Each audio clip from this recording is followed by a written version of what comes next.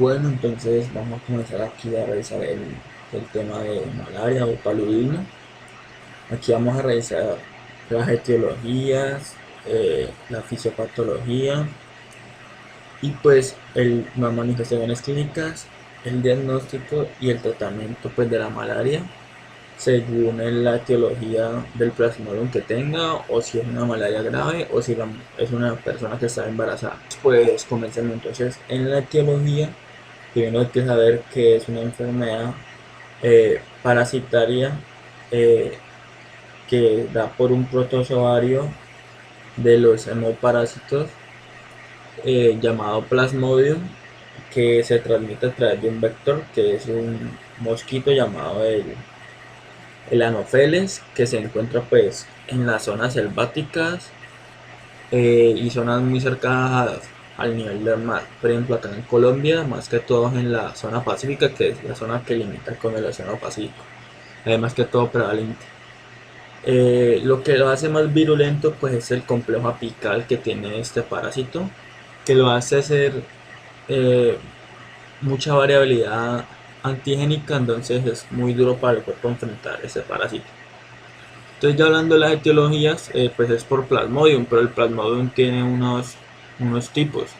Entonces la malaria son cuatro Plasmodium lo que la causan. Entonces el más prevalente acá en Colombia es la Plasmodium vivax, que básicamente tiene una peculiaridad que tiene que es que cuando las personas se enferman con malaria pero por Plasmodium vivax pueden hacer episodios de recaídas. ¿Por qué? Porque este tipo de Plasmodium hace formas como quiescentes en el hígado que se llaman inozoitos, y cuando vos ya lo has tratado, vos dices, ah, no, se curó. Y no, esas formas quiescentes se desarrollan y vuelven a enfermar al paciente. Entonces, en este caso, cuando es importante saberlo, ¿por qué? Porque pues si tienes un paciente que tiene malaria por Plasmodium vivax, el tratamiento debe durar más tiempo que comparado con si le dio malaria con otro Plasmodium. También es importante saber que aunque es el más prevalente, hace malarias graves, pero no tanto como la falciparum. ¿Por qué? Porque el Plasmodium vivax solo afecta o invade a los eritrocitos maduros, entonces tiene como menos capacidad de infección que el siguiente Plasmodium que les va a hablar, que es pues es como tal el Plasmodium que hace la malaria más grave, porque te puede llevar a malaria cerebral. Es el único que lo hace, que es el Plasmodium falciparum. En Colombia también es muy prevalente, pero no tanto como el Plasmodium vivax. Entonces, ¿por qué es tan malo este Plasmodium falciparum? ¿Qué lo hace ser tan malo? Es el pináculo de su evolución. Entonces, pues, ¿qué hace que el Plasmodium falciparum sea el que haga la malaria más grave, que sea el pináculo de la evolución de los Plasmodium? Pues porque él tiene una capacidad de infección más alta que los demás Plasmodium, porque él invade a los eritrocitos de cualquier forma, sea formas maduras o inmaduras. Entonces, si por ejemplo un Plasmodium vivax infecta a 20 eritrocitos por minuto, un Plasmodium falciparum va a infectarte 200 de una sola vez. O sea, su capacidad de infección es más grande, entonces por eso hace, hace malarias graves. Ya los otros tipos pues, de Plasmodium pues existen, pero no son tan prevalentes acá en Colombia. Son el Plasmodium malaria y el Plasmodium ovale. El Plasmodium ovale, también como el VIAS, hace los signozoitos, o sea que puede llevarte a recaídas de malaria, pues porque las formas quinesientes o los signozoitos en el hígado vuelven a desarrollarse e infectan al paciente. Entonces, también si por alguna razón te llega un paciente con Plasmodium infectado con malaria por Plasmodium ovale, debes tratarlo pues más, debe durar más tiempo el tratamiento, pues porque hace esas formas de ignosoides.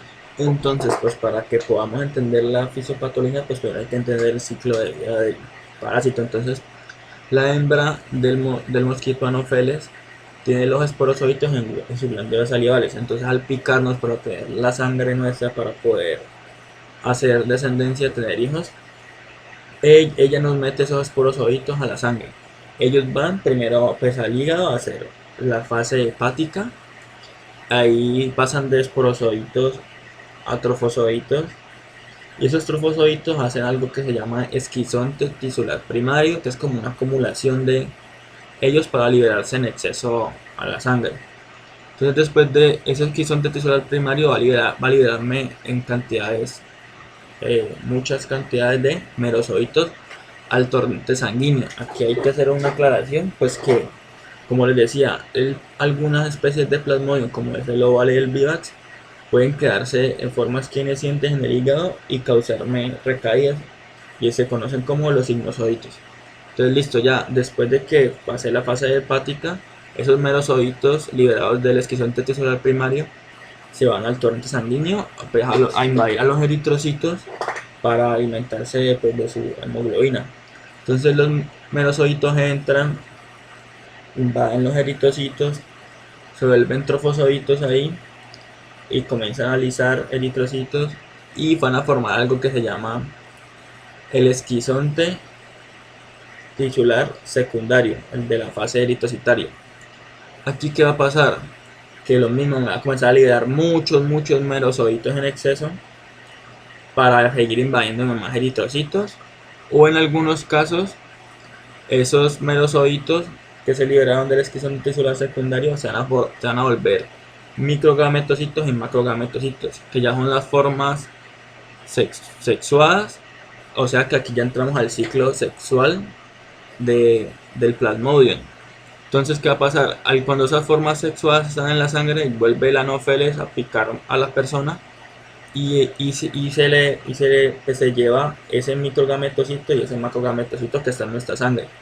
Ya dentro del anófeles del mosquito, esos dos se fusionan, forman un cigoto, que después va a modular a un ooquiste, y esos ooquistes van a mover a los perosoditos que se van a depositar en las glándulas salivales de el anófeles para cuando vuelva a picarnos, pues nos vuelva a infectar.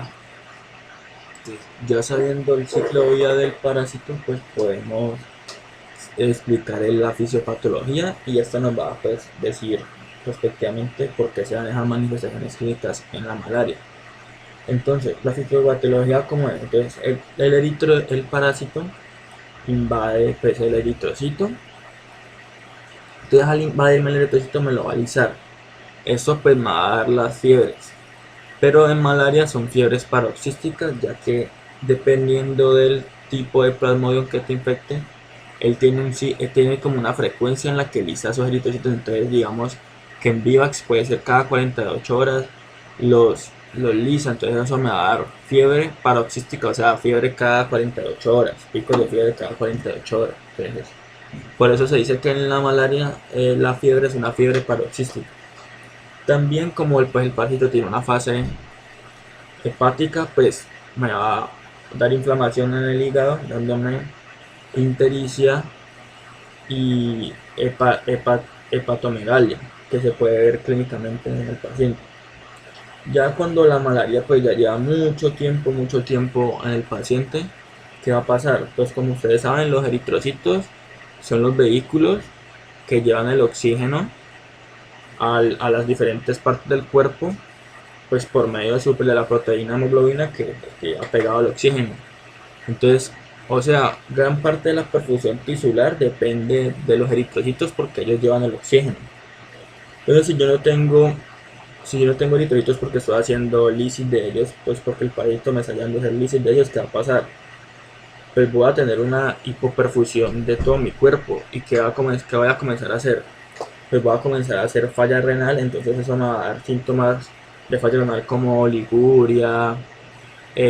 También el paciente puede hacer algo que se llama la enfermedad de las fiebres de aguas negras, que es que como los plasmodios están haciendo hemólisis, el cuerpo crea anticuerpos contra ese plasmodium, pero esos anticuerpos se unen a los antígenos formándome complejos inmunes que se van a depositar en el riñón, causándome activación del complemento, o sea que va a ser una nefropatía, voy a hacer un daño mi mismo sistema inmunológico, entonces eso también hace que haya falla renal. También esta pues lisis que me va a dar, pues me va a dar anemia en el hemograma, me va a dar hipoxia pues, de tisular de todos mis tejidos. Pues al hacer esto, ¿qué va a pasar? Pues no le va a llegar la suficiente energía al corazón para hacer sus funciones. Entonces, ¿qué va a pasar? Él va a comenzar a fallar. Primero te va a hacer pues taquicardia para compensar, pero después ya va a dejar de hacerla. Entonces, al no hacerla, pues va a haber una disminución de las presiones en este y va a haber un flujo retrógrado de los líquidos que se me va a devolver al pulmón, causándome edema pulmonar, y esto me puede llevar pues a un síndrome de estrés respiratorio. Entonces ahí el paciente va a llegar y va a tener respiraciones paradójicas, taquipnea, síntomas de falla respiratoria, tirajes, por esta razón, porque se sobrecarga de líquidos. Por la falla fisiológica cardíaca debido pues, a que no le llega energía o no le llega oxígeno porque no hay eritrocitos. Y también pues porque se da una sobrecarga de líquidos, porque pues toda esta activación del sistema inmunológico me causa pues que se liberen muchos mediadores proinflamatorios, y que producen estos mediadores proinflamatorios, pues me producen daño en el glicocáliz, produciéndome una vasculopatía que me va a alterar pues los tiempos de coagulación, dándome una coagulación intravascular diseminada, pues que me va a llevar a que se haga una fuga capilar. Eso también me lleva a la sobrecarga de líquido. Ya pues en el caso del hígado, pues de tanto que esos parásitos lo lleven invadido, pues ya el paciente va a hacerme signos de falla hepática, como me va a reportar transaminasas elevadas, hiperbilirubinemia, que ya no va a estar a expensas de la indirecta, porque ya no solo por la hemólisis, sino que también ya está haciendo falla hepática. Y pues ya en el caso de, de todas estas cosas, pues ya uniendo todas estas cosas, el cuerpo como no tiene oxígeno, que va a comenzar a hacer? Pues va a comenzar a hacer metabolismo anaerobio y va a producirme una hiper pues lactatemia, o va a elevarme pues el lactato, y eso pues me va a llevar al choque y el paciente pues se va a morir.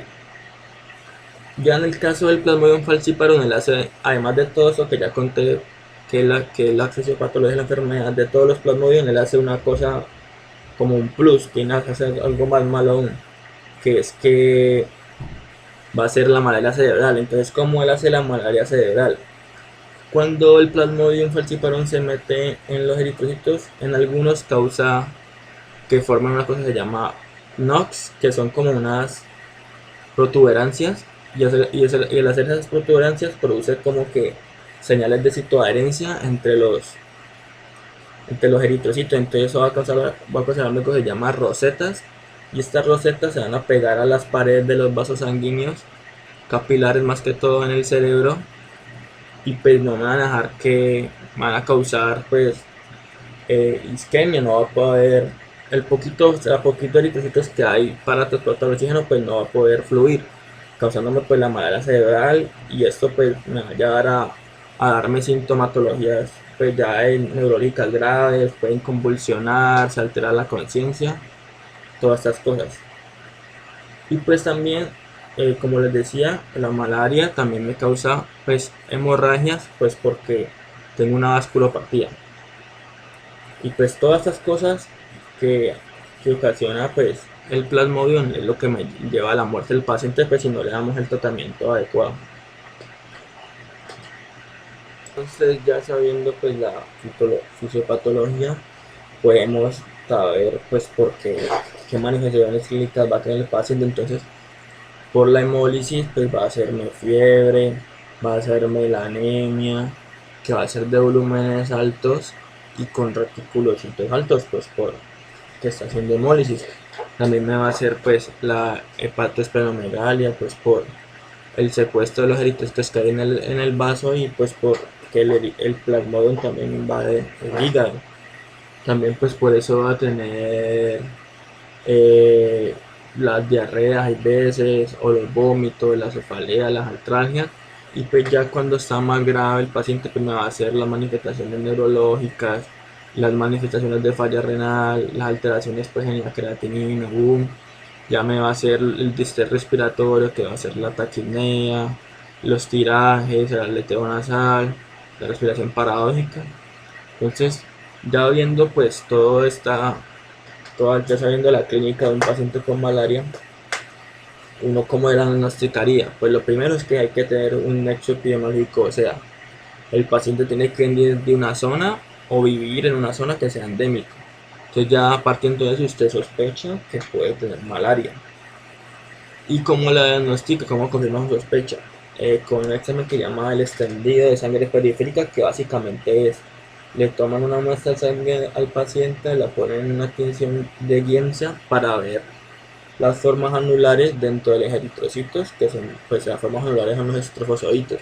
Entonces, pues si ven esa forma anular en el extendido del paciente, pues ya ese es el diagnóstico de malaria. Que esa prueba salga negativa la primera vez que se la hagan, no dice, es decir, no es como que sea que ya no tiene malaria. Se tiene que repetir a la semana porque algunas veces se toma la muestra cuando pues el plasmodium aún no está en el ciclo eritrocitario, entonces pues no va a haber nada en la muestra, entonces se tiene que hacer otra prueba de extendido de sangre periférica, así si la primera le salió negativa, para ver si es verdad que no tiene el plasmodium en su cuerpo.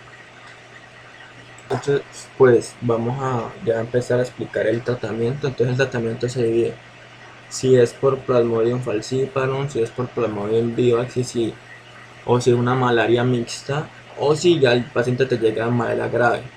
Dependiendo de eso, así es el tratamiento.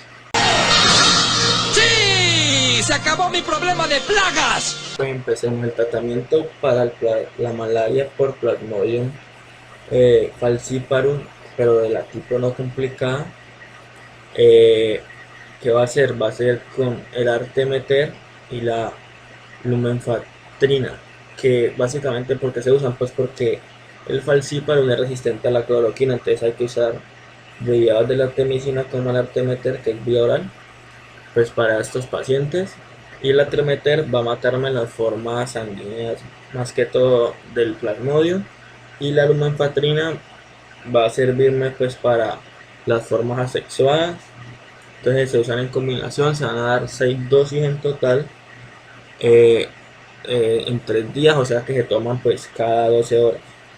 Entonces, ¿cómo se van a dar esas dosis? Que pues se tienen que dar como está en la tabla que dice el ministerio, que es en la siguiente diapositiva.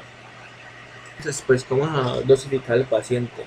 La presentación de la artemeter y la lumenfantrina viene en una tableta que trae 20 miligramos de artemeter y 120 miligramos de lumenfantrina. Entonces, eso se dosifica según el peso o la del paciente. Entonces, si el paciente pesa entre 5 y 14 kilogramos y es un menor de 3 años, se le va a dar una tableta a la hora de inicio, o sea, a la hora 0, otra tableta a las 8 horas, otra tableta a las 24 horas, otra tableta a las 36 horas, otra tableta a las 48 horas y otra tableta a las 60 horas. Ya si el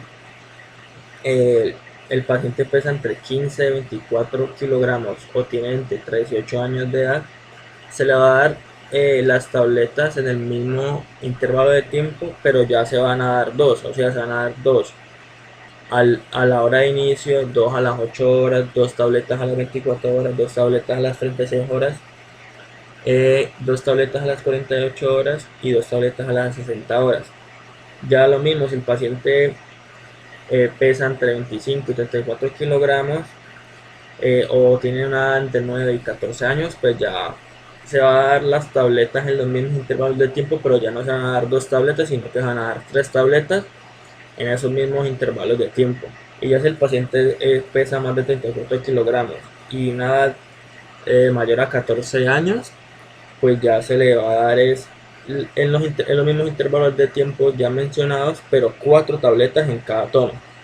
Pues el tratamiento de segunda línea en este caso, cuando uno puede usar el artemeter y la lumenfantrina, pues porque hay alguna reacción de hipersensibilidad o porque hubo fracaso al tratamiento, es usar el sulfato de quinina más la clindamicina más la primaquina, pues con la aclaración de que la primaquina solo se puede usar en pacientes mayores de 2 años de edad. Y pues ahí en el cuadro en las diapositivas está la dosis, de cómo se debe dar. Pues en el tratamiento de la malaria por Plasmodium vivax no complicada, Es un tratamiento que dura 14 días, pues por lo que le comenté de que este plasmodium hace sinusoidos en el hígado. Entonces, para evitar recaídas, pues uno hace un tratamiento más largo, pues por esta razón. Entonces, el tratamiento se basa en usar la cloroquina, pues, es la que uno usa pues para matar las formas sexuales en la sangre o asexuadas. Y pues en Plasmodium viva la cloroquina es muy sensible, no es resistente en este Plasmodium. Y la primaquina se usa más que todo pues para, para las formas quinescentes, los sinusoides, y se da por 14 días. La cloroquina se da hasta los 3 días, o solo por 3 días. Y ya después se prolonga pues la primaquina 14 días. Recordar pues que la primaquina no se usa en menores de 2 años, solo niños mayores de 2 años. Entonces, ¿cómo se da pues se dosifica este tratamiento? Entonces al ladito pues ahí en la diapositiva hay una tabla que dice cuánto darla según la edad y cuánto debo dar de esa tableta pues de presentación que trae la cloroquina o la primaquina. Entonces les voy a comentar pues cómo sería en el primer caso y en el segundo caso, y ya después ustedes pues miran solo la tabla y ya entienden. Entonces, si es un niño que tiene entre 6 y 11 meses de edad, entonces yo el primer día le voy a dar una tableta, un medio de una tableta, o sea la mitad de cloroquina. Al día 2 le voy a dar un cuarto de tableta, y al día 3 le voy a dar otro cuarto de tableta. Y hasta ahí sería el tratamiento, pues porque como es un menor de 2 años no puedo darle primaquina. Habría que estar monitorizando y que no vaya a ser recaídas. Ya en los niños, en la siguiente pues parte de la tabla, ¿cómo sería? Entonces son los niños de 1 a 3 años de edad. Entonces el día 1 le vamos a dar una tableta entera pues de cloroquina más eh, la mitad de una tableta de primaquina. Ya el segundo día le vamos a dar la mitad de una tableta de cloroquina y la mitad de una tableta de primaquina. Ya el tercer día le vamos a dar un cuarto de tableta de cloroquina y la mitad de una tableta de primaquina. Y ya después del día 3, ya el día 3 hasta al 14, ya solo primaquina, le vamos a dar la mitad de una tableta por día. Y ya pues ahí está la tabla para que ustedes la vean, y así sucesivamente. Pues ustedes usan la tabla y ya van tratando pues al paciente, dependiendo de la edad que tengan. Ya en el caso pues de los adultos o los mayores de 15 años, ¿cómo sería? El primer día se le van a dar 4 tabletas de cloroquina y una tableta de 15 miligramos de primaquina. El segundo día se le van a dar 3 tabletas de cloroquina y una tableta de 15 miligramos de primaquina. El tercer día se le va a dar 3 tabletas de cloroquina y una tableta de 15 miligramos de primaquina. Y ya después del día 3, o sea, del 3 hasta el 14, se le va a dar una tableta de 15 miligramos de primaquina al día, pues para evitar que haga recaencias por los sinusoides del Plasmodium vivax. Algunas veces existe, pues, en serio, digo que son personas que son, pues, en serio, son muy de malas o tal vez tienen mucha suerte, pero que les da malaria mixta, o sea, por el vivax y por el falciparum. Y para esas personas, pues existe un tratamiento, pero en serio, son muy, pero muy de mala, mucha mala suerte. ¡No! Y pues ya en el caso de esas personas que les dio malaria mixta, pues por alguna razón, los suertudos, el tratamiento como ese es el mismo que para la falciparum no complicada, con el artemether y la lumenfantrina, pues por los 3 días en las 6 dosis, sumado a 14 días de primaquina, pues para evitar la forma inosoditos, pues para matar los inosoditos del Plasmodium vivax y que no hagan recaídas. Entonces pues ahora ya vamos a entrar a tratar la malaria grave. Entonces lo primero que hay que hacer es reconocer cómo va a llegar un paciente con malaria grave para pues yo saber que tiene malaria grave y así actuar para que no se muera de esta malaria grave. Entonces un paciente con malaria grave que va a tener afectación neurológica, o sea, va a tener su estado de conciencia alterado, comportamientos extraños, va a convulsionar, puede tener problemas motores o de coordinación. Y pues si quieren cuantificar esto pueden usar la escala de Glasgow. Va a tener afectación pulmonar, o sea, va a ser distrés respiratorio, respiración paradójica, tirajes, puede hacerme edema pulmonar. Entonces en un rayo X de tórax va a tener edema pulmonar, o sea, pues la imagen en mariposa. Va a hacerme variaciones extremas de la temperatura, o va a estar con temperatura muy elevada o va a estar hipotérmico.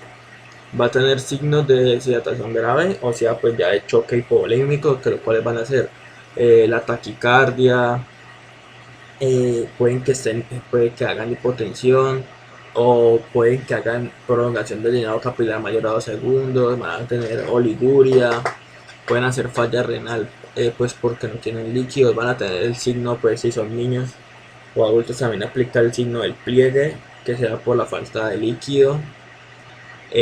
O pueden, en el caso de un niño, pues no va a tener llanto sin lágrimas. También puede hacerme sangrados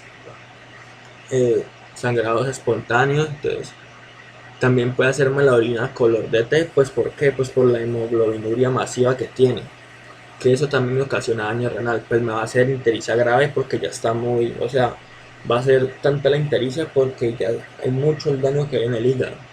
También pues van a hacer falla renal, entonces se le va a elevar la creatinina, el boom, puede hacerme hiperpotasemia, pues porque como no funciona el riñón, el potasio se acumula.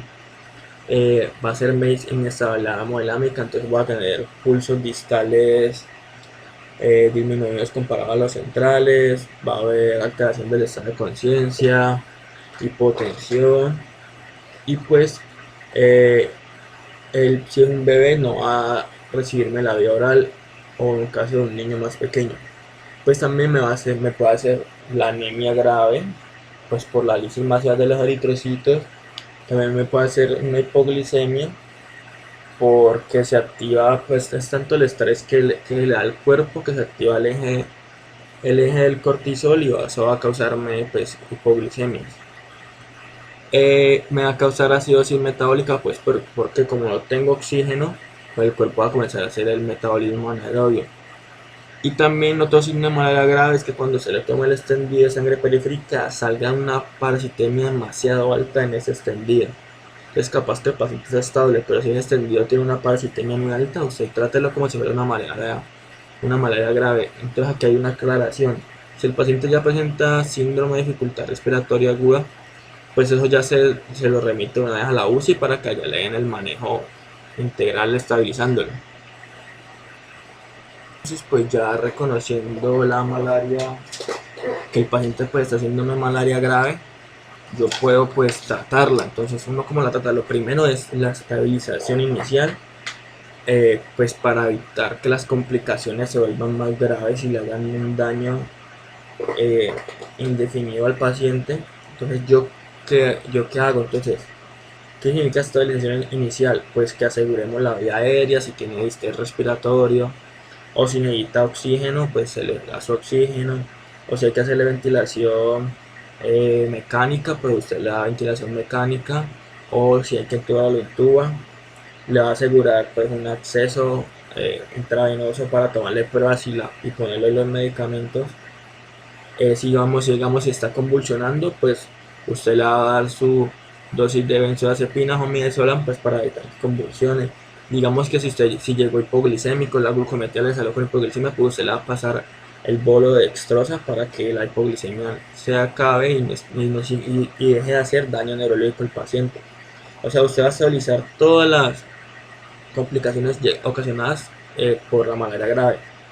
O digamos, si llegó con hemorragias, pues usted ve cómo está la hemoglobina. Si está en anemia grave, pues le transfunde sangre. o puede transfundirle plasma fresco congelado si tiene alterado los tiempos de la coagulación, o digamos que si está en una acidosis metabólica que es refractaria al manejo, pues usted puede dar bicarbonato, o digamos que si está haciendo pues inestabilidad hemodinámica, usted puede comenzar a administrar bolos de cristaloides para pues estabilizarlo, o darle ianotrópicos como la dobutamina, la norepinefrina, todo esto.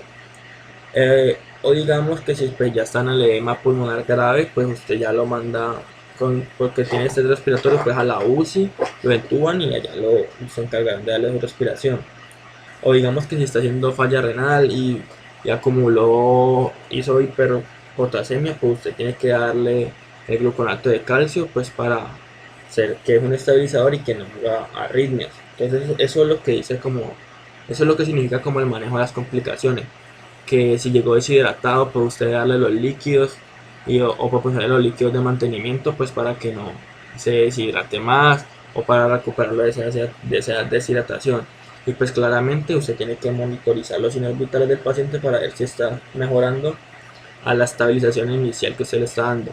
Entonces en esta estabilización inicial usted pues ahí va tomando los laboratorios que son el hemograma, los gases arteriales, las pruebas de coagulación, las pruebas hepáticas, las pruebas de función renal, le hace la evaluación neurológica con el Glasgow, le toma electrolitos, le hace la radiografía de tórax y sospecha edema pulmonar, entonces hace todas estas cosas. Y mientras tanto, en el acceso venoso que ya le hizo, pues usted le va a poner el tratamiento de primera línea, que es con el artesuonato, el artesuonato intravenoso, que se le va a dar 2.4 miligramos por kilo al ingreso, y luego se le va a dar a las 12 horas, a las 24 horas, una vez al día hasta que tolere la vía oral por 7 días. Y además de ese artesonato intravenoso le va a dar pues cuando ya tolere la vía oral, ya va a pasar a artemeter más lumenfantrina, pues cada 12 horas por 3 días, como ya explicamos en Plasmodium falciparum no complicado. Entonces hay algo importante con el artesonato intravenoso, que él tiene que diluirse de una forma especial, es decir, él se diluye en bicarbonato, en un cc de bicarbonato al 5%. Y ya en el segundo, cuando vas a pasar la segunda vez, lo tienes que diluir en 5 mililitros o 5 cc de destroza en agua destilada al 5%, agitarlo y pasarlo lento. Ya si por alguna razón pues el paciente no le puede pasar por vena, pues se le pasa intramuscular y ahí se tiene que diluir en 2 cc de destroza en agua destilada al 5% o en solución salina normal. Entonces ese sería pues ya el tratamiento de la malaria grave. Ya para finalizar, en la malaria grave, cuando por alguna razón no hay artesuonato intravenoso, se puede hacer el tratamiento con la quinina intravenosa, pues como lo muestra la diapositiva. Se pasan bolos y pues, después cuando tolere vía oral se pasa pues artemeter y a lumenfantrina. Y en el caso de las embarazadas se trata en el primer trimestre y segundo trimestre con la quinina más la clindamicina, y en el tercer trimestre ya se pasa al artemeter lumenfantrina, pues porque a las embarazadas también le puede dar malaria y a los bebés también se les puede pasar el plasmodium y pues ocasionar abortos. Sí, es importante saber eso.